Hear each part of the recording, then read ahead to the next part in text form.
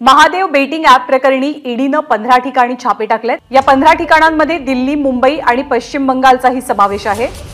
Mahadev betting app प्रकरणी ईडीनं केलेली ही छापेमारी आहे। एकूण 15 ठिकाणी छापे टाकले जातात। मुंबई, दिल्ली आणि पश्चिम बंगालमध्ये सुद्धा ईडीनं धडक कारवाई सुरू केल्याचं कळतंय। अधिक माहिती देण्यासाठी मृत्युंजय सिंग आपल्या सोबत आहेत। मृत्युंजय, ही कारवाई कशी आणि कुठे कुठे सुरू आहे?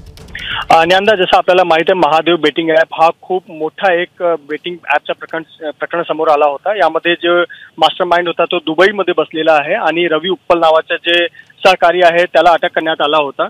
आणि सौरभ चंद्राकर हा अजूनही दुबईमध्ये आहे आणि दुबईहून हा आपला जो बिझनेस आहे तो चालवत होता।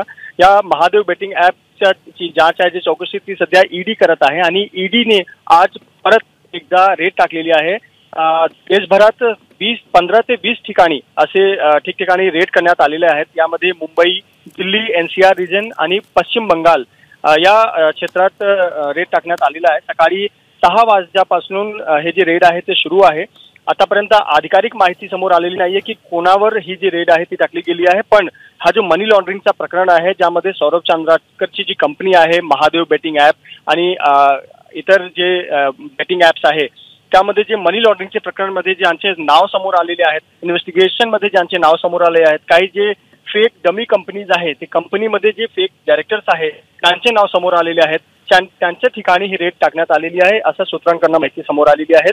आज जी रेड आहे ते दिवसभर चालणार आहे आणि एकदा परत जेव्हा छत्तीसगडमध्ये विधानसभाचा निवडणूक होता त्याच्या अगोदर हे महादेव बेटिंग ॲप खूप चर्चेत होता आणि आता पुन्हा महादेव बेटिंग ॲप पुन्हा चर्चेत आला आहे आणि सध्या ईडीचे अधिकारी ठिकठिकाणी रेड करतात। धन्यवाद मृत्युंजय या माहितीबद्दल।